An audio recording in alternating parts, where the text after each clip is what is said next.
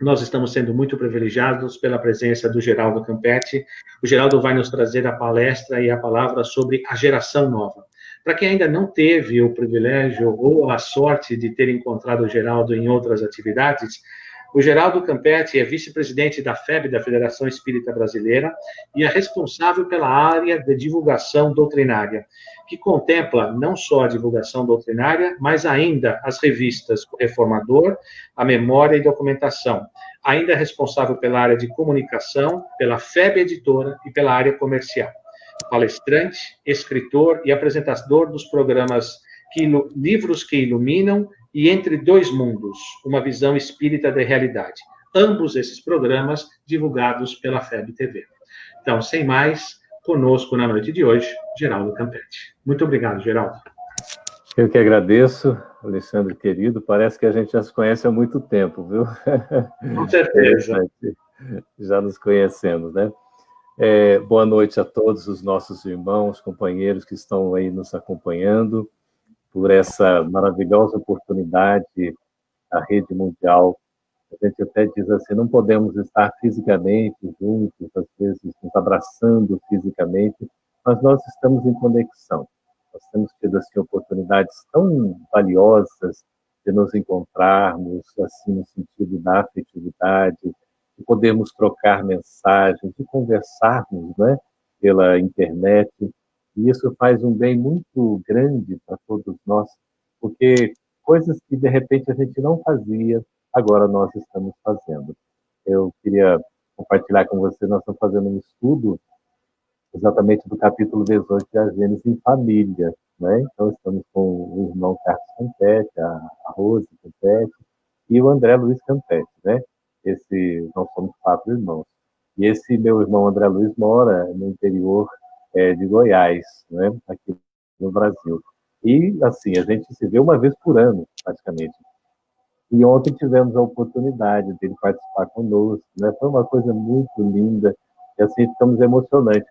Ao final, né, pedimos para ele fazer a prece, e aí ele foi fazer a prece e ele disse assim, a primeira vez que eu participo de uma reunião desse jeito. Eu fiquei emocionado, realmente é uma bênção, meus irmãos. Então, gratidão pela companhia de todos vocês, né? A Nízia já mandando o seu recado aí. Sejamos todos iluminados. Eu gostaria de iniciar com o principal livro espírita, o livro mais importante, que é o Livro dos Espíritos. É um livro geralmente conhecido e também desconhecido. Eu me recordo de uma amiga dirigente, que ela estava, certa feita, nos contando que um outro companheiro, um amigo de diretoria, enfim, de uma casa espírita, disse que estava lendo um livro que era, assim, admirável, extraordinário.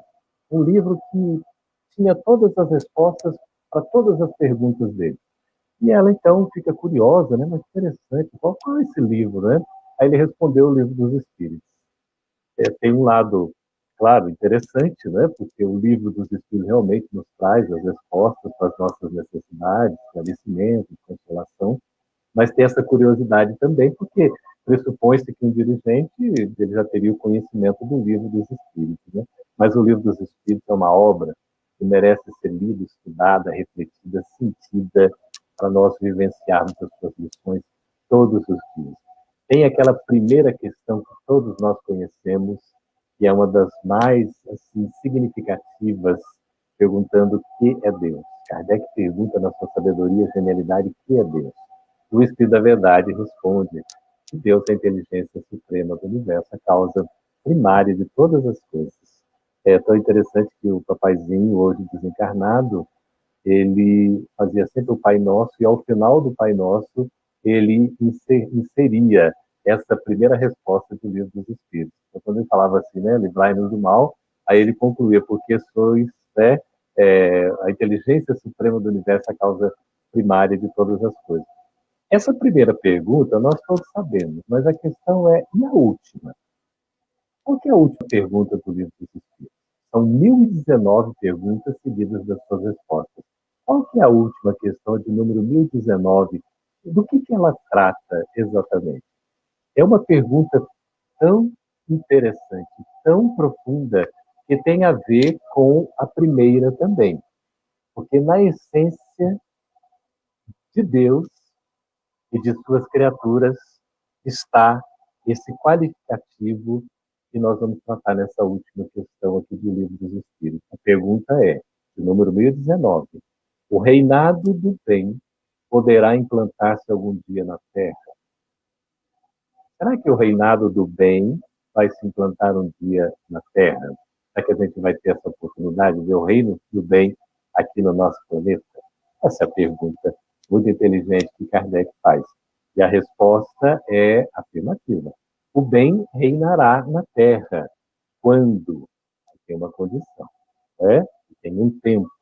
Entre os espíritos que a vêm habitar, os bons predominarem. Então haverá o reino do bem na Terra, quando a Terra for habitada por espíritos bons. Ou que esses espíritos bons sejam aqueles que vão predominar. Porque então farão que aí reinem o amor e a justiça.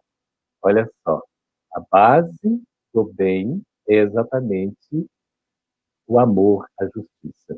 Que, na verdade, dão a fonte de todo o bem e da felicidade, para a gente ser feliz, para a gente ser bom, ou pelo menos estar no caminho da bondade, é preciso que nós apliquemos as duas primeiras leis, revelações que nós temos, que é a da justiça, a revelação de Moisés, e a do amor, a revelação do Cristo. Lembrando do amor fraternal, que o Alexandre leu na página de Emmanuel, muito inspirada, para dizer dessas relações fraternais que nós precisamos ter. É pelo progresso moral, continua aqui a resposta de São Luís. É pelo progresso moral e pela prática das leis de Deus que o homem atrairá para a terra os bons espíritos, e dela afastará os maus. Então vejamos, pelo progresso moral.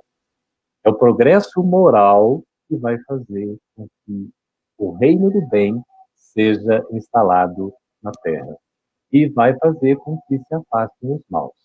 Só para essa questão que é tão curiosa sobre a civilização, Kardec faz uma pergunta que é de número 793, quando pergunta por que sinais se pode reconhecer uma civilização completa. Como é que a gente pode dizer que há uma civilização efetivamente, né? Será que nós somos civilizados? Há uma civilização completa na Terra? E a gente fica assim pensando, como é que vai ser, né? Um desenvolvimento, um progresso, uma evolução material, intelectual, tecnológica, sem dúvida. Mas a resposta que o Espírito da Verdade coloca é reconhecê-la eis, ou seja, a civilização completa será reconhecida pelo desenvolvimento moral. Desenvolvimento moral. E a gente fica assim vendo, o que é essa questão moral? A moral diz respeito à regra do bem proceder. Então, a moral tem a ver com o bem, com o bom proceder.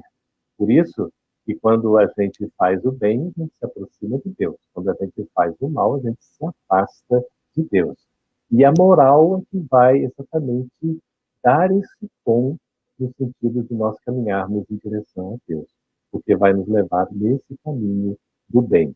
Quando a gente vê no capítulo que trata da caridade material e moral, a irmã Rosália, ela nos fala exatamente sobre a caridade moral. O que consiste essa caridade, né? Porque existe a beneficência, que é a caridade material, e a benevolência, que é a caridade moral, caridade espiritual. A caridade moral é exatamente aquela que tem a ver com a relação com o próximo. É a nossa relação interpessoal, como é que se dá? Como é que nós tratamos o outro? Como é que nós nos comportamos? Qual a nossa postura? Quais são as atividades que a gente assume? Também é o que a gente pensa, é o que a gente sente, são as vibrações que a gente emite, as palavras que nós falamos e principalmente as ações que nós empreendemos. Isso tem a ver com a moral. O respeito ao próximo, a justiça, que consiste exatamente, conforme também nos ensina o Livro dos Espíritos, em respeitarmos os direitos do outro.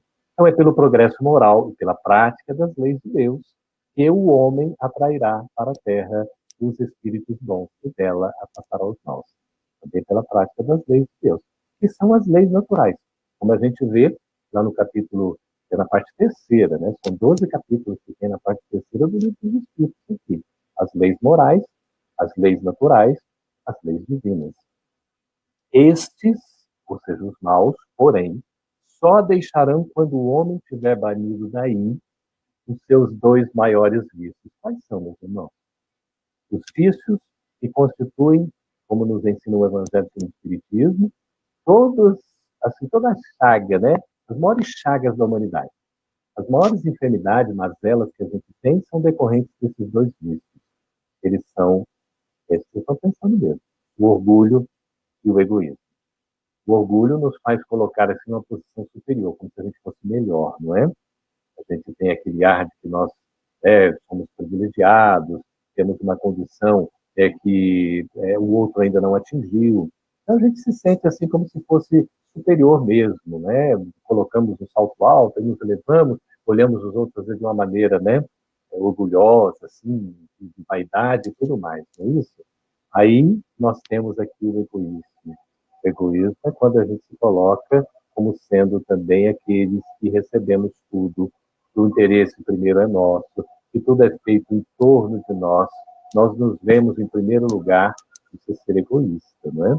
A Marcela Esteves está dizendo como a caridade moral, né, que é mais difícil de praticar, realmente, porque exige de nós trabalhar exatamente essa questão do orgulho e do egoísmo. Ou seja, a gente tem o contraponto do orgulho, que é a humildade, e do egoísmo, que é a caridade, que são as duas virtudes por excelência. Continua aqui ainda São Luís. Aproximai-vos do momento em que se dará a transformação da humanidade. Transformação que foi predita e cuja chegada é acelerada por todos os homens que auxiliam o progresso. Então, nós estamos numa fase de transformação da humanidade. A humanidade terrena chegou numa fase de transformação. Essa transformação que foi predita e cuja chegada é acelerada por todos os homens que auxiliam o progresso. Essa transformação, os tempos são chegados, eles foram preditos nas escrituras antigas e também nas novas. São previsões proféticas que foram realizadas e nós vivemos exatamente agora, nesse início do terceiro milênio, na virada desse século, não é? Do século 20 para o 21 e do segundo para o terceiro milênio, vivemos esse momento dessa transformação da humanidade e que todos os homens devem colaborar para o seu progresso. Ela se verificará por meio da encarnação de espíritos melhores. Ou seja, essa transformação que está predita e que já está em fase, em consecução, está sendo executada, ela se dará exatamente pela encarnação na Terra de espíritos melhores, que constituirão aqui na Terra uma geração nova. Uma geração nova. Então, essa é a geração nova que vai habitar a Terra. Nós nos lembramos lá das bem-aventuranças, quando Jesus, no Sermão do Monte, capítulo 5 de Mateus, ele começa falando das bem-aventuranças. E uma das bem-aventuranças é como se fosse assim, como alegres serão, não é? Aqueles que assim agirem, que fizerem. Então diz, bem-aventurados os mansos, porque eles herdarão a terra.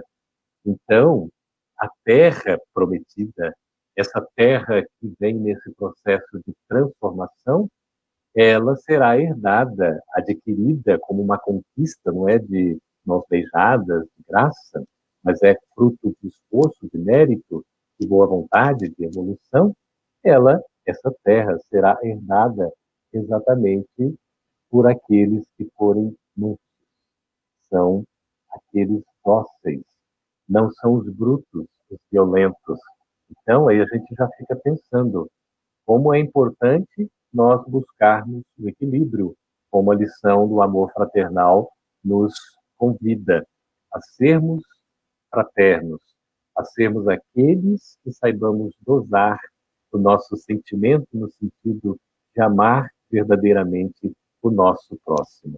E olha só, nós temos aqui no capítulo 18 de A Gênese duas partes importantíssimas. Esse é o último capítulo, os capítulos, inclusive, mais enxutos, mais curtos. E tem a primeira parte fala dos sinais dos tempos. E a segunda parte fala dessa geração nova. Eu queria, então, fazer a pergunta para vocês. É geração nova ou seria nova geração? A gente, quando está assim, não é, na presença física, a gente aguarda um pouco o público, e o pessoal, quando fica em silêncio, a gente diz, vocês estão pensando naturalmente, não é? Então, eu diria para vocês, aqui nesse silêncio e tudo, vocês já estão pensando, refletindo, não é isso? Será que é geração nova ou nova geração? Eu estava fazendo uma pesquisa e consultei os universitários sobre isso, inclusive a minha irmã Rose, o professor Jorge, que é na área de português, a Patrícia, que é nossa revisora na FEB, né, para entender essa diferença. E é tão interessante, porque é são duas palavras, não é isso? A Ismênia está perguntando, e tem diferença? Pois é, nós vamos ver agora, né? E tem diferença. Geração nova, você tem o substantivo geração e o adjetivo, que é uma espécie qualificativo, nova. Então, quando a gente fala geração nova, dá uma ideia assim de contraponto com uma geração velha, não é? Uma geração recente é um contraponto de uma geração antiga. É como se a gente dissesse assim, um homem novo, não é? Um homem velho, no sentido do ser humano. Então, estaria se referindo praticamente a uma questão até de cronologia, de idade, não é? A juventude seria nova, né? Os adultos, aí vai seguindo, depois são os anciões de idade, né? Que seria já uma geração mais antiga, digamos assim. Então, quando se fala, né, exatamente dessa geração nova, a gente estaria contrapondo a questão do que é mais novo no sentido de idade, de cronologia. Então, a geração nova agora seriam as crianças, né, os jovens, essa coisa toda. Por um lado, se interpreta desse jeito. Nova geração, nós temos, então, primeiro o adjetivo, depois o substantivo. Então, o adjetivo ele é preposto, né? Ele vem antes. Daria uma ideia, então, de nova geração, o que é novo, o que transforma, o que renova.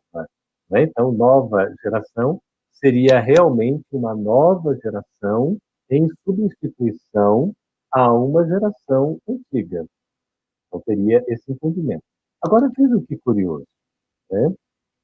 Quando nós pegamos no título, isso desde o original francês, na primeira edição, que eu tenho aqui, que nós fizemos a edição pela FEB, né, a edição em português, e colocamos o facsimilar, né, digitalizado, o original francês.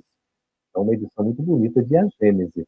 E aí o doutor Evandro traduziu, e desde esse original da primeira edição, se coloca no título Geração Nova.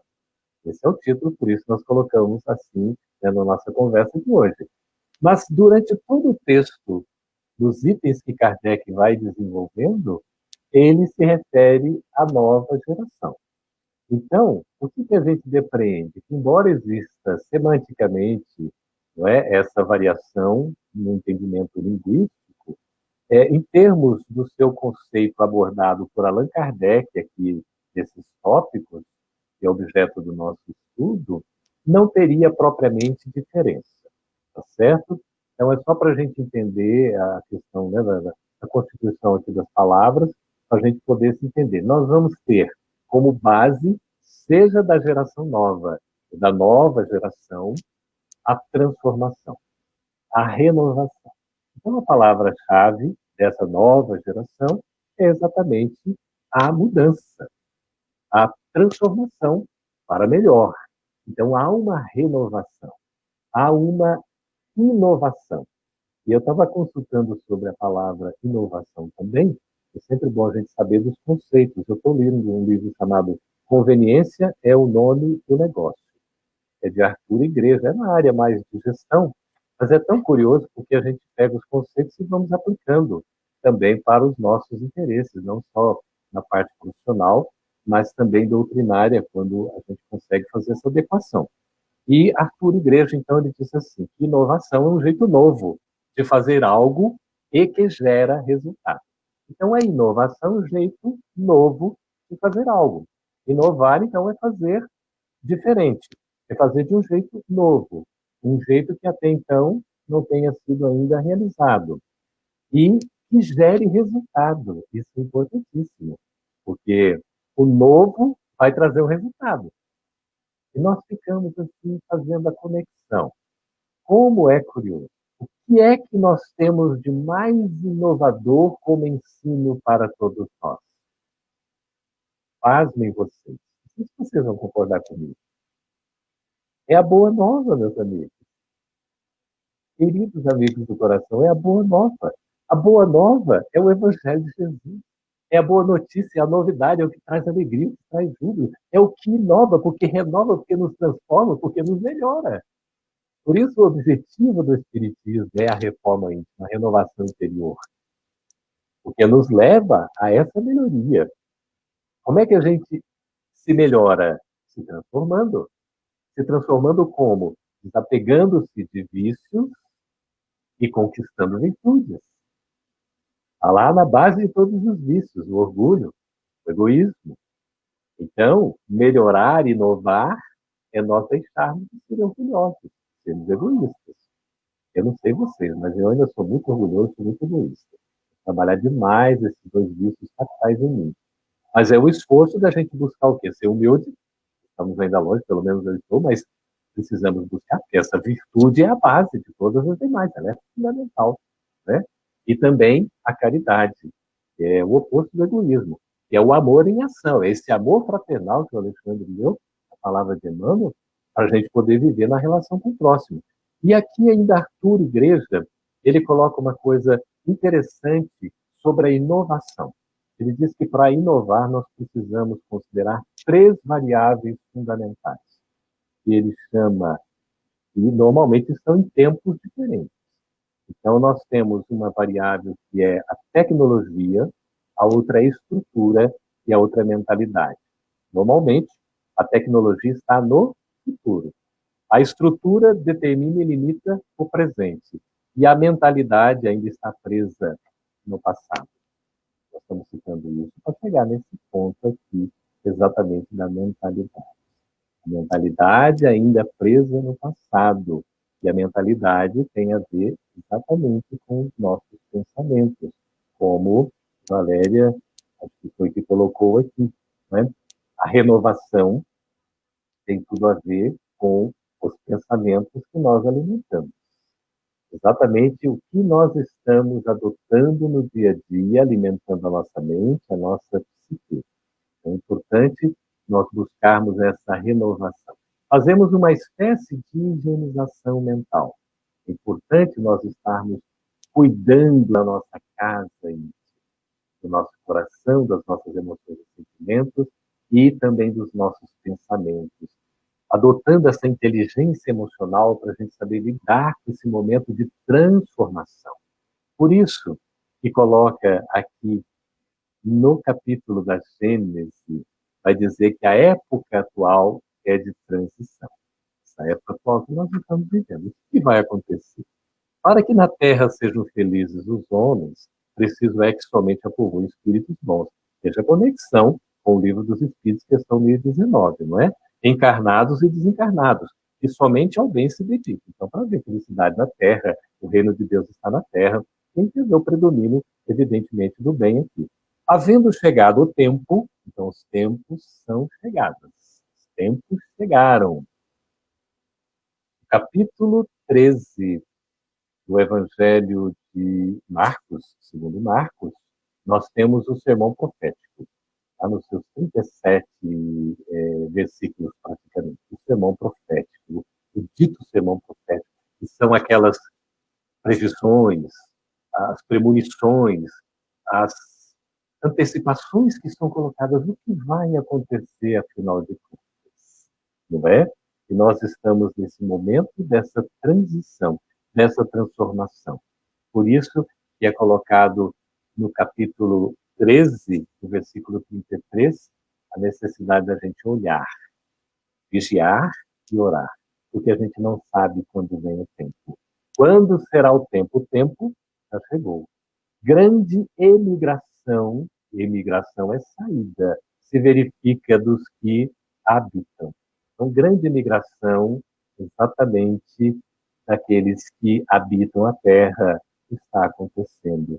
A dos que praticam o mal pelo mal. Então, meus amigos, queridos, aqueles que praticam o mal pelo mal estão dando um tchau nessa terra. Aqui não ficarão mais.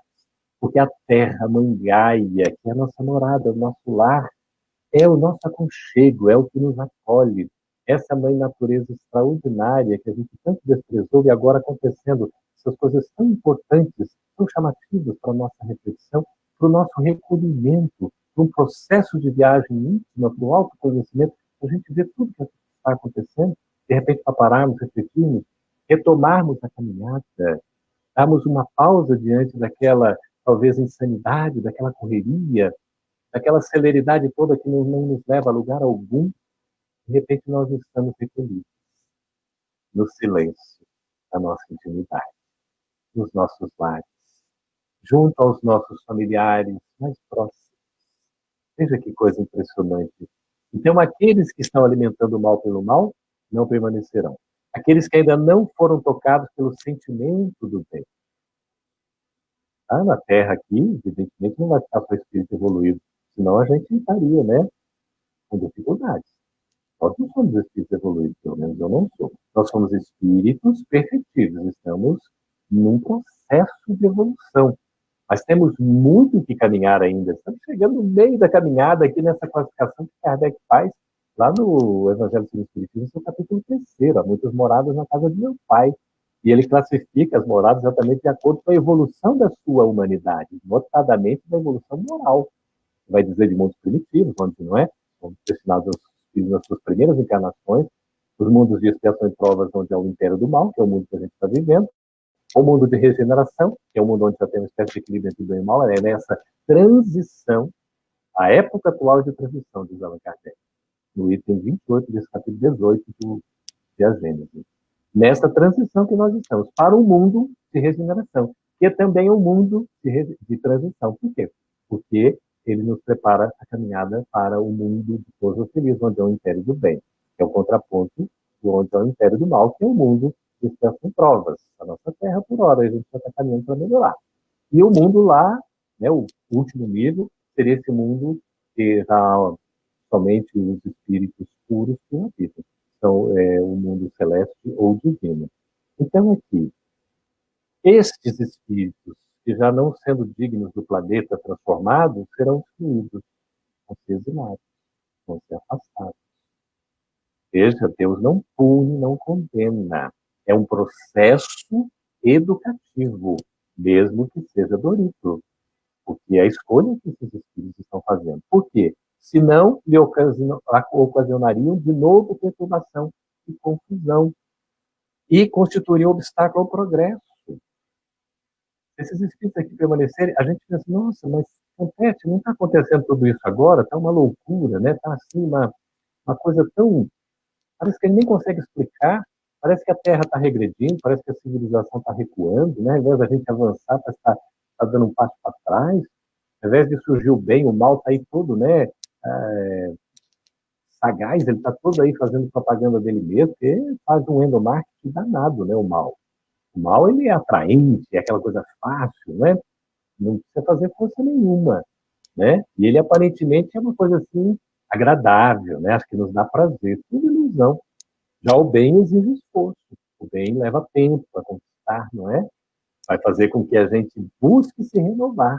Na verdade, a gente promover essa regeneração íntima, essa renovação, essa reforma, é como se nós próprios, na limpeza dos nossos pensamentos, na higienização mental, no trabalho das nossas emoções, numa segurança sentimental, nós estivéssemos, nós próprios, nos constituindo uma nova geração. Então, esses espíritos ainda infelizes irão espiar o endurecimento de seus corações. Vejam, são corações duros, vão espiar. Uns em mundos inferiores. Vão estar aí, digamos, retornando a uma condição de um planeta ainda de expiação e provas, provavelmente no início do seu desenvolvimento. Não há retrogradação espiritual, porque o espírito nunca retrograda, ou seja, ele nunca recua. Ele nunca deixa para trás o que aprendeu. Ou seja, a gente nunca perde o que nós conquistamos. Isso é o patrimônio espiritual de cada espírito. Mas podemos, por liberdade própria, por vontade, nos equivocarmos temporariamente, ficarmos estacionados e, às vezes, até começarmos a transgredir a lei e começar a atrapalhar o progresso do próprio mundo, não é? Aí nós vamos ter que fazer todo um trabalho, realmente, de reconquista. Esses nossos irmãos vão passar, então, esses momentos difíceis, vão estar junto de outros povos ainda mais atrasados, equivalentes a mundos daquelas ordens, aos quais levarão os conhecimentos que haja adquirido. Veja, até oportunidade. Esses espíritos vão poder colaborar com o seu conhecimento junto de humanidades ainda mais atrasadas, porque já adquiriram conhecimento, né? Tendo por missão fazê-las avançar. Veja que Deus não está punindo, está dando uma oportunidade, vai ser mais difícil e tudo, eles vão sofrer, vão ter aquele sentimento uma espécie assim, do paraíso perdido, que é como depois conclui Allan Kardec, o melhor São Luís, respondendo a questão 1019 dos espíritos, exatamente nesse sentido, não é? Então, substitui ilusão, espíritos melhores. Aí é uma nova geração, não é? Aqueles espíritos que são inferiores, que não quiseram, por vontade própria, deliberados no mal pelo mal, corações endurecidos, que não conseguiram acompanhar a evolução do planeta nessa transição, nessa transformação, porque vai passar, eles vão ter que ser exilados, vão ser deportados, não como um castigo, conforme a gente falou, uma condenação, mas é uma punição no sentido educativo, para que eles possam aprender a valorizar esse amor fraternal que tanto ignoraram. Então, serão substituídos por espíritos melhores, que farão reino em seu seio a justiça, a paz e a fraternidade. Alguns amigos aqui participando, colegas, amigas, muito obrigado. Estão colocando exatamente a questão da fraternidade, da paz, da união, do equilíbrio, como isso é importante, não é? Então, nós vamos percebendo tudo o que está acontecendo na atualidade, a gente vai ver que os espíritos que permanecerão na Terra são aqueles espíritos que já têm uma propensão para o bem. Não significa que sejam espíritos bondosos, não significa que sejam os espíritos evoluídos, são espíritos que estão com o desejo, com a vontade, com o interesse de fazer o melhor. E aí Kardec diz que essa época que nós estamos vivendo é uma época de transição, e confundem-se os elementos das duas gerações. E a gente então tem a geração nova que está chegando e a geração antiga que está sendo substituída. E nós temos aí questões muito importantes.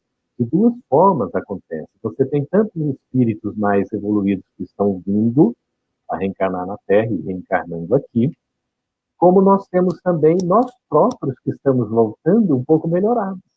Isso para nós é um consolo. Essa nova geração também é constituída da própria melhoria dos espíritos, habitantes da Terra, que vão aproveitando as oportunidades e vão se melhorando gradativamente, não é? Colocados no ponto intermédio, assistimos a partida de uma geração que parte, e a chegada da outra, a nova geração que chega, já se assinalando cada uma no mundo pelos caracteres que lhes são peculiares.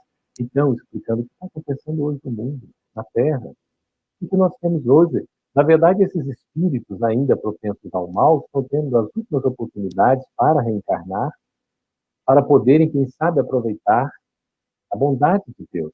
As comportas do umbral foram abertas, e esses espíritos estão retornando aí. Por isso que a gente vê tanta, às vezes, insanidade, loucura, tanta barbárie, parece assim, não é que estamos regredindo, não. São os espíritos que estão se manifestando nas qualidades e valores que possuem, meus amigos. É isso que está acontecendo.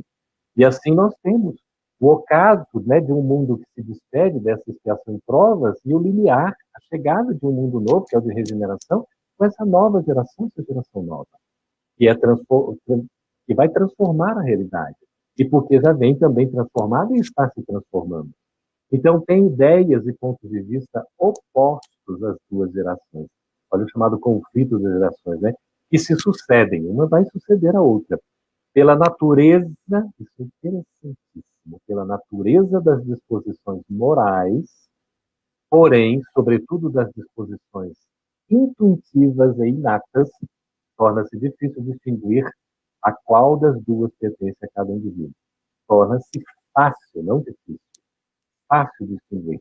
A gente consegue distinguir uma geração da outra como? Pelas características.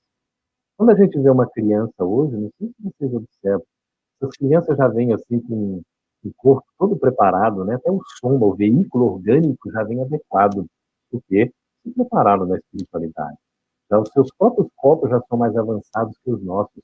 Já vem numa constituição que já não vão tolerar determinadas coisas, né? Determinados alimentos, porque o próprio corpo já vem mais adequado, já vem muito mais avançado, e por isso tem uma capacidade cognitiva também muito mais pronta, é de prontidão, tem facilidade com os recursos, e aí eu gostaria de trazer para vocês um estudo que é feito também nessa questão sociológica, do comportamento humano, das sociedades, e geralmente voltada para o trabalho, quando se procura definir o perfil das pessoas, as características que compõem, por exemplo, a personalidade de cada indivíduo.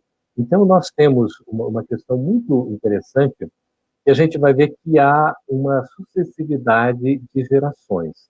Então, estava anotando aqui no e-book, lendo esse capítulo, que nós temos aquele ponto em que se fala de uma geração que é tradicional, aquela que nasceu antes da Segunda Guerra Mundial, portanto, antes da Segunda Guerra Mundial, de 39 a 45, não é? Então, antes desse período, os que nasceram seriam chamados tradicionais. São aqueles que nós vemos hoje com 75, né? A partir de 73, 74 anos, para frente, seria a geração tradicional. Geralmente, os nossos avós, né? No caso de alguns de nós, no meu caso, os nossos pais, não é isso? Seriam os tradicionais. Já vem mais, né, lá do início do século, né, até a década de 30 ali, né, mais ou menos isso que nasceram. Aí depois vem uma outra geração que é chamada de Baby Boomers. Essa geração tem esse nome exatamente porque vem depois da Segunda Grande Guerra Mundial. Ela conclui em 45, depois, né, depois desse ano, aí por volta desse ano até mais ou menos a década de 60, alguns colocam de 64 aproximadamente, foram o nascimento dessa geração que é a Baby Boomers. Essa geração, ela traz o quê? Determinadas características, ainda um tanto quanto tradicionais, mas que já tem comportamentos distintos daquela anterior, porque já buscam algumas coisas novas. Aí nós vamos ver ali naquela geração, o pessoal que nasceu, que viveu naquela década, o pessoal buscando algumas coisas diferentes, que às vezes fazem algum tipo de questionamento, não é, que não aceitam assim com facilidade, ou com pacifismo talvez, né, os regulamentos, que reagem, enfim, mas que buscam, de certa maneira, também uma estabilidade. Aí depois nós temos a chamada geração X, que é boa parte de nós aí, que nascemos depois de 60, entre 60 e 80 aproximadamente ali, seria essa geração X. É uma geração também, de certa maneira, não é, que tem lá o seu conservadorismo, é ligada às vezes à propriedade, a ter os bens, aquela coisa toda, mas depois vem uma outra geração, que é a Y, a geração Y ou Millennials, é a mesma coisa, a geração Y e a geração Millennial são só sinônimos. Então, nós temos aqui aqueles que nasceram depois da década de 80, né, de 83, 84, né, até ali próximo do ano 2000, pouco antes. Então, ali provavelmente vai estar se enquadrando os nossos filhos, não uma geração que está mais, digamos, conectada, né, se liga mais à internet, né, já tem aí uma relação, né, a Fernandinha está colocando aqui para nós, Baby Boomers tem hoje 55 em diante, né, por aí, né, vai avançando um pouquinho, e a gente verifica como é interessante essa geração Y, ela já é mais questionadora. Ela não se liga muito, por exemplo, à questão de propriedades, né? Às vezes conversando com meu filho, né? E ele fez uma pergunta que eu não sabia responder, né? Aí eu falei, filho, você tem que, né? Vai fazer um casamento, né? E tem uma festa de casamento, tem um custo, né? Tem a cultura, aquela coisa toda. Mas com esse recurso você pode dar uma entrada, né? um apartamento e tudo, e ele me perguntou assim, pai, para quê? Aí eu, como é que é? Para quê? Como assim? Não, para que eu vou comprar um apartamento? Aí eu pensando, mas como não? Você não pretende? Eu falei, pai, eu quero morar bem, com conforto, em algo que é novo, e pagar o que eu posso. Eu penso em comodidade. E eu fico assim. Outro dia eu chamei meu filho de egoísta. Um almoço que nós fizemos. Eu falei, meu filho, você é a pessoa mais egoísta que eu já vi. Vocês acreditam nisso? Eu tive a coragem de falar isso para meu filho. Depois de anos, ele veio e me disse, pai, eu fiquei muito ofendido com o que você falou sobre mim. Você falou que eu era egoísta, que eu era pessoa muito egoísta. E eu não me sinto egoísta. Hoje eu me entendo. Pode lá ter um certo egoísmo, mas essa questão, por exemplo, de querer o melhor, faz parte dessa geração. De querer usufruir. Aí a gente, claro, tem que ir direcionando para algo que seja saudável. Nós não podemos deixar também no sentido, né, de um usufruto que seja só hedonista, de viver pelo prazer de viver e tudo. Mas desde que não prejudique a ninguém, que procure dar conforto, inclusive, a si, à família, aos próximos, não há problema algum. Deus não vai condenar isso, certo? Então nós temos aqui a geração Y, essa geração. Agora depois, a minha filha também, a Raquel, que hoje tem 26 anos, faz 27, 31 de julho, ela também é da geração Y, ou essa millennials. Porque já coloca, né, esse final do século.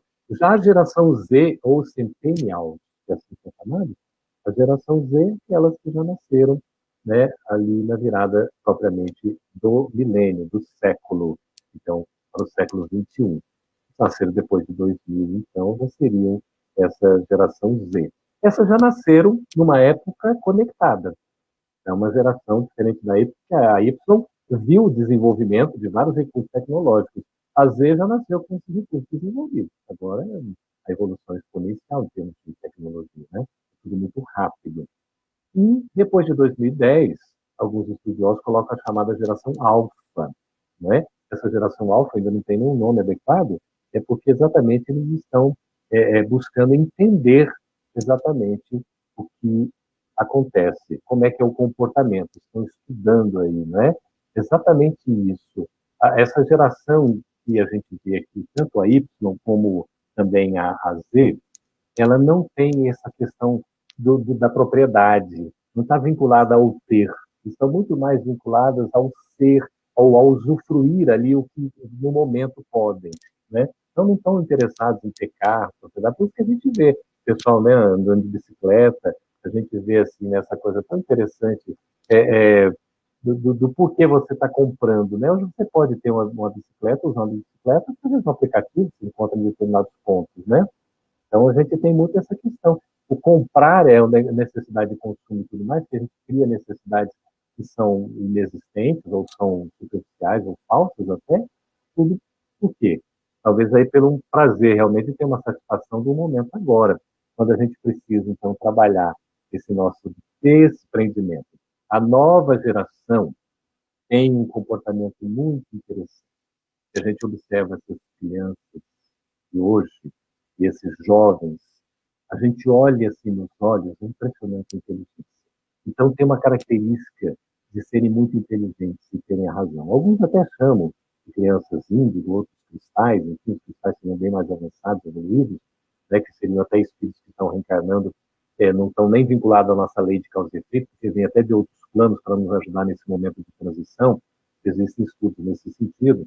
Tal. E a base, né, que a gente vê aqui, importante é reconhecer que são espíritos inteligentes, que têm uma facilidade de raciocínio muito impressionante, que têm um sentimento inato do bem, isso também é outra coisa muito importante.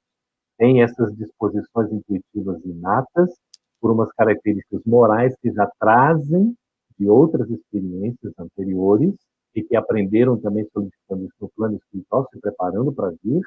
E aí tem as crenças espiritualistas. Já é uma crença natural espiritualista que vem. Por isso que o processo educacional deve trabalhar para exatamente fazer com que esse caráter seja ali implantado, ele seja assegurado, para que, de fato, esses espíritos que vêm possam cumprir as suas missões. A nossa educação, então, não pode deseducá-los. Agora, são crianças, essa geração Z, que são impacientes. São tão, assim, digamos, né, inteligentes e tudo, que estão se movimentando para lá e para cá, se concentram ao mesmo tempo em muitas coisas e em nada, não é? Então, nós precisamos também ter paciência, saber lidar com isso, saber educar, não pensar que é o espírito evoluído, o espírito de luz, o missionário, nada disso.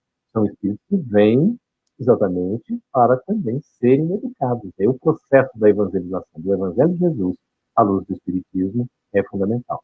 Então, cabendo-lhe fundar a era do progresso moral, a nova geração se distingue por inteligência e razão, geralmente precoces. Logo cedo se manifesta isso. Veja, elas vão fundar a era do progresso moral. É isso que vai estabelecer o mundo de regeneração. Não é isso? Juntas ao sentimento inato do bem, crenças espiritualistas, o que constitui sinal indubitável de certo grau de adiantamento anterior. Então, os espíritos tiveram uma certa evolução. Não se comporá exclusivamente de espíritos eminentemente superiores à Terra. Não, não é? Mas dos que, já tendo um certo progresso, se acham predispostos a assimilar todas as ideias progressistas. Então, vão assimilar com facilidade, porque estão abertos para isso.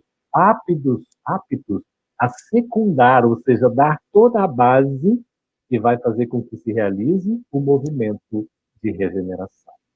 É isso. Essa nova geração vai propiciar o movimento de regeneração. Por outro lado, nós temos a outra geração, que seria essa geração antiga, digamos assim, velha. Por isso, quando a gente fala, né, o novo homem é o homem transformado, é o que o Evangelho, né, empreende na nossa intimidade. Esses espíritos atrasados, primeiro característica, tem revolta contra Deus. Eles se revoltam, né, perante Deus. Não querem admitir, é como se fosse uma força paralela, não é isso? Eles acabam tendo uma propensão instintiva, deixando as paixões degradantes fluírem. Então, é uma inteligência ainda voltada para a sensualidade, para a cupidez, para o apego, para a avareza, por querer ter posses, essas coisas todas, muito ainda egoísta, não é? E eles não têm interesse em se emendar, em se corrigir. Então, como é que esses espíritos podem permanecer assim, né? Daí Kardec continua: sejam os que componham a nova geração espíritos melhores, então isso é bom para nós, são espíritos melhores, ou espíritos antigos que se melhoraram. O resultado é o mesmo. Então, a nova geração, ela traz um resultado. Qual é esse resultado? Seja de espíritos aqui, como ele coloca, não é? Espíritos antigos que se melhoraram, ou espíritos que já são melhores, porque, de certa maneira, podem estar vindo até de outros planos, conforme a revelação, a gente tem lá naquele livro Transição Planetária, não é? Essa informação, e a gente vê como é importante a Transição Planetária, de Manuel Filomeno de Miranda, na fotografia de Valdo Pereira Franco, né? Aquela trilogia de Transição Planetária, Amanhecer de uma Nova Era e Perturbações Espirituais. A gente encerra a trilogia com Perturbações Espirituais para nos chamar a atenção, porque nós ainda estamos no campo de batalha. Nós estamos em plena guerra, não há dúvida alguma. E essa guerra, principalmente, é com o homem velho, que ainda teima a habitar a intimidade dos nossos seres. E a gente tem que fazer essa nova geração, dentro de nós mesmos. Essa revolução é o que o Evangelho nos propicia. Então, nós temos, de um lado aqui, analisando esse contexto da transição, do trânsito, da passagem, da mudança. De um lado, nós temos os retardatários que partem. Do outro lado, nós temos os progressistas que chegam. Aqui não vamos fazer nenhuma alusão à questão dos espíritos progressistas, porque isso é uma absurdidade, inclusive, em termos de lógica, porque quando a gente estuda o primeiro capítulo aqui da Gênesis, a gente vê caráter da revelação espírita. Só há revelação quando há verdade. O caráter da revelação espírita é progressista na sua essência. Então, adjetivar espírita progressista seria absolutamente indispensável, porque o espírita que não for progressista, ele pode voltar para casa, não é? A gente está todo mundo aqui para aprender.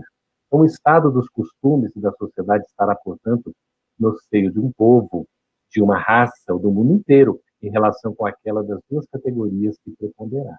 Então, a gente vai fazendo o que? As nossas afinidades, os nossos contatos com aqueles que nos são semelhantes. Por isso é importante, né? E aí a gente vai ficar assim, qual que é a imagem da sociedade atual? O que nós estamos enfrentando hoje? Na verdadeira guerra. Nós estamos em campo de batalha. Nós estamos na transição que exige uma aferição de valores. Aí nós não nos sentimos confortáveis. Não é nada conveniente para nós. Por quê? Está sendo exigido agora pelo próprio processo evolutivo da mãe Gaia, da Terra, a mãe natureza que nos envolve a todos, exatamente esse processo de mudança para melhor, de crescimento. Aí vem a crise, e também tem envolvimento moral, a necessidade da melhoria, da reforma. Por isso que a gente passa por esse processo que é doloroso. É isso. Aqui a Isila Mendonça está dizendo que essa geração Z é totalmente online, e isso não faz elas se desconectarem do eu interior? É uma boa pergunta. Veja, é tão interessante tudo isso que está acontecendo agora. Essa geração já é totalmente conectada, não é, com essas redes sociais e tudo, com a internet, com esse mundo, mas é preciso averiguar a questão íntima. É fundamental. Cuidado de si, buscar o eu mesmo, o íntimo, o eu interior, o self, né, que somos nós no espírito. Esse processo de autoconhecimento, isso faz tudo parte, Priscila, de uma educação. Os pais devem fazer para o uso adequado das ferramentas tecnológicas. São recursos preciosos. A tecnologia, por si só, ela não é nem boa nem má. Ela é um instrumento valioso que precisa ser bem utilizado, né, para a nossa própria educação. Então, veja o que está acontecendo agora. Nós estamos utilizando mais os recursos, não é isso, tecnológicos, e não estamos juntos, assim, unidos fisicamente, não podemos nos abraçar propriamente, fisicamente, mas nós estamos conectados. Isso aqui, por exemplo, é uma conexão que nós estamos fazendo, né? A importância de nós estarmos juntos, mesmo que cada um na sua cidade, no seu país, nós temos aqui pessoas de vários países, né, que estão conosco, Estados Unidos, México, né, temos Argentina, vários companheiros aí, de países, de estados, né, do Brasil, aqui, vários estados. A gente se conecta. Por quê? Porque existe afinidade, existe um interesse que é comum, não é isso? Então, aqui ainda Kardec vai se encaminhando para a explicação, dizendo que as grandes partidas coletivas, nós estamos vivendo momentos em que muitas mortes acontecem num único dia no mundo inteiro.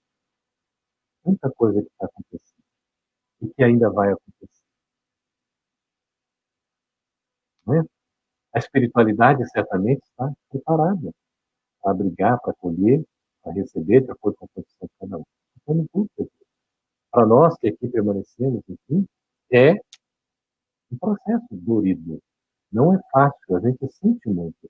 Mas nós precisamos entender que tudo isso faz parte de um momento de transição em que aquela evolução que seria mais, digamos, gradativa, quase imperceptível, ela chegou no momento em que precisa dar aquela inclinada como um toque mais enfático, como uma coisa mais abrupta. E aí vem com essas transições que levam às crises e que depois geram exatamente um benefício muito grande. A Rosana Carolina está dizendo, né? Em tempos de pandemia, como devemos proceder em relação à tristeza, pânico e depressão? No Oriente, o que nos diz a espiritualidade? Tá? É um convite que a gente está tendo exatamente nesse momento aqui, de fazer uma introspecção, uma viagem, Rosana, para dentro de nós mesmos. Para a gente até dar um tempo para nós. Eu me lembro que eu tinha uma palestra uma vez, era um psicólogo, ele dizia assim, qual foi a última vez que você se convidou para sair? Interessante a pergunta, né? Ou seja, qual foi o último convite que nós temos para nós mesmos aqui agora, no sentido de nós estarmos conosco? Dona Diana fala que a gente precisa de tempo, precisa de espaço. Até de espaço, a gente precisa de espaço no nosso íntimo. E também o físico. Mas assim, da gente estar junto, conosco mesmo. De repente, se olhando, como se a gente se olha no espelho, vê a nossa imagem, a gente se enxergar por dentro.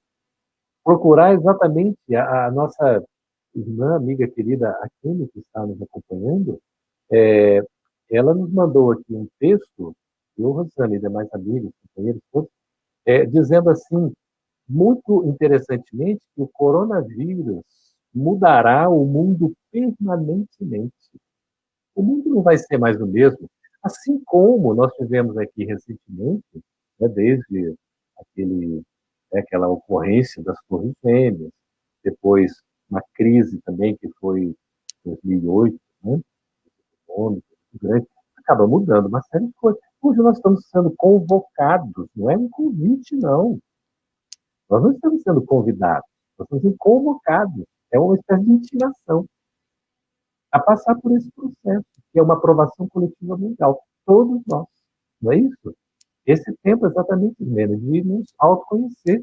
A meditação ajuda muito, né? Que é esse recolhimento íntimo, a gente ouvir, inclusive, a nós mesmos, a nossa respiração, o nosso pulso, sentir as batidas do nosso coração, escutar o silêncio, para a gente encontrar a paz. Deus dentro de nós. Isso faz toda a diferença. A gente tem um caminho longo, meus irmãos, mas é uma grande oportunidade para a gente poder aproveitar. Então, esse texto que a Kelly nos encaminhou, né, aqui está como isso vai acontecer. Então, é um texto que eu recomendo para vocês buscarem aí. O coronavírus mudará o mundo, não é? Permanentemente. Isso que na internet está em inglês, mas tem a tradução também.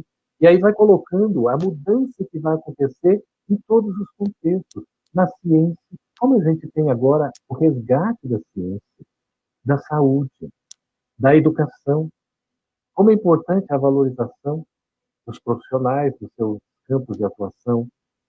Na economia, como é importante repensar, porque nós não podemos continuar nesse sistema avassalador, capitalista, selvagem praticamente, não é isso? Em que há tanta distribuição desigual.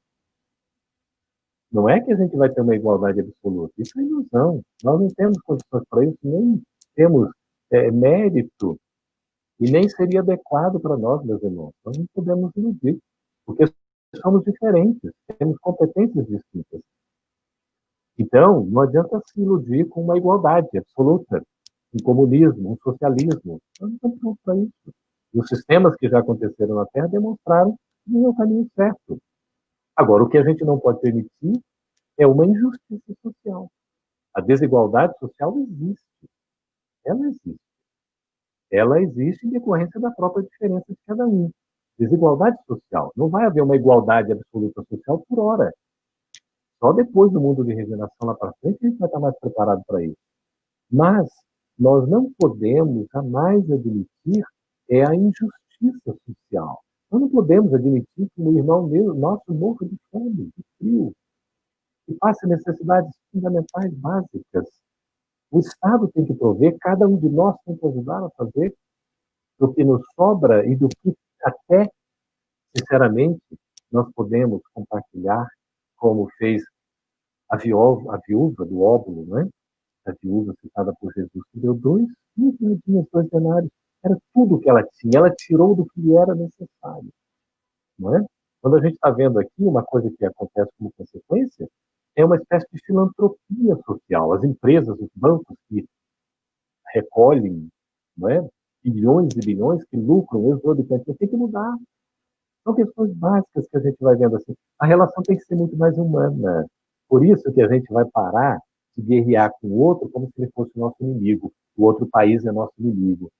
Na verdade, o inimigo comum agora é invisível, ele é comum, ele é impessoal. É uma coisa, é um vírus, tá? A pessoalidade é um vírus, que a gente não conhece. A gente está começando a estudar, aprender, não há remédio ainda, não há vacina. Por isso tem todo esse temor, esse cuidado que é necessário, mas é um processo de educação impressionante para a nossa reforma. E esse texto aqui vai ensinando como vai mudando, porque a crise, meus amigos, traz também desenvolvimento, traz um benefício muito válido para todos nós. É assim que a gente tem que ver, não é? E aí, exatamente Kardec fala que opera-se presentemente um desses movimentos gerais destinados a realizar uma remodelação da humanidade. A humanidade está sendo remodelada. E a gente depois vai dizer que Kardec está desatualizado. Desatualizado. O que está desatualizado é a nossa ignorância. A gente precisa atualizar a nossa ignorância com conhecimento, estudando Kardec. Que maravilha! Opera-se presentemente um desses movimentos gerais. Nós estamos vivendo um movimento mundial, destinados a realizar uma remodelação da humanidade. A humanidade tem que ser remodelada. A modelagem tem que ser sobre outros princípios, até agora não adotados. E esses princípios têm na base a moral. A moral que vai no amor e na justiça trazer o bem e a felicidade. Aí sim o reino de Deus, o reino do bem, será implantado na terra. Sabe por quê, meus irmãos, queridos amigos de coração? Porque vai ser implantado no coração de cada um de nós. Não é isso? Então, Kardec aqui, só para a gente fechar, que nós já estamos completando uma hora, quase 1h10, se quiserem fazer algum comentário, alguma sugestão, alguma pergunta ainda, as despedidas, fiquem à vontade. Kardec coloca de uma maneira tão bonita que as folhas mortas da humanidade caem batidas pelas rajadas e pelos golpes do vento. Porém, para renascerem mais vivazes sob o mesmo sopro de vida que não se extingue, mas se purifica.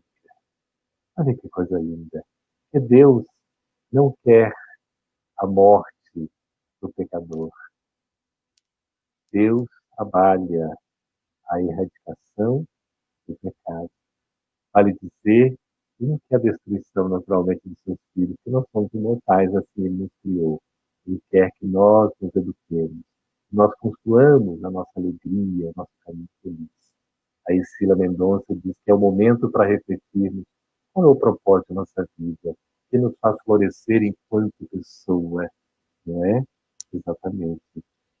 O propósito, o sentido da vida está em nós sermos felizes, em nós exercitarmos o amor fraternal, porque todos somos filhos de Deus, de um mesmo Pai. Portanto, constituímos uma só família. Somos todos irmãos. E por isso precisamos amar a Deus sobre todas as coisas, todo o nosso coração, todo o nosso entendimento, de toda a nossa alma. Amar ao próximo como amamos a nós mesmos. E amar, evidentemente, a nossa intimidade, com paciência, com tolerância, compreendendo que hoje, sem dúvida, nós estamos já bem melhores do que estivemos ontem, como amanhã certamente estaremos melhorados, porque com fé, confiança, com boa vontade e perseverança, fazendo a nossa parte, nós seremos a nova geração do planeta Terra regenerado.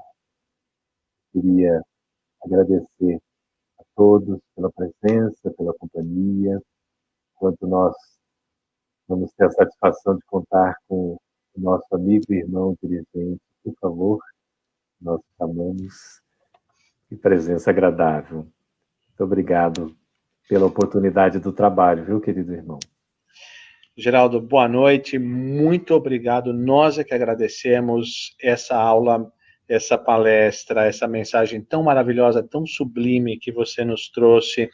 Eu estava aqui acompanhando, eu gostaria de ter podido colocar todos os comentários e perguntas que as pessoas fizeram, mas se eu fizesse isso, você só ia ficar lendo todos os comentários, porque foram muitos, foram inúmeros, e todos nós estamos muito tocados pela tua mensagem, pelas tuas palavras, que realmente foram muito iluminadas, e eu tenho certeza que vão nos ajudar muito a compreendermos a situação que nós estamos passando, que é uma preparação para que a nova geração venha para nós. Exatamente. Muito obrigado por tudo, uma boa noite para você, e conforme eu te disse no princípio, agora nós esperamos a sua visita pessoalmente aqui em Orlando, para que você possa nos trazer mais do teu conhecimento. Muito obrigado. Se Deus quiser, querido. Enquanto isso, a gente vai se abraçando virtualmente, né? Ah, sim. Fique com Deus, muita paz para você, e a todos que nos acompanharam na noite de hoje, nosso muito obrigado, que Deus nos abençoe a todos, que todos tenhamos um grande fim de semana. Muito obrigado, Geraldo. Que agradeço, querido, muita paz, obrigado por tudo e por todos. Obrigado. Aos nossos amigos e irmãos que nos acompanharam nessa noite, agradecemos a presença e agradecemos as vibrações de carinho, e desejamos a todos que o Mestre Jesus nos ilumine e nos proteja durante toda a nossa jornada, para que nós possamos chegar ao final dela muito melhores do que quando aqui chegamos. Muita paz a todos, uma boa noite, fiquem com Deus. Com Deus. Tchau, tchau.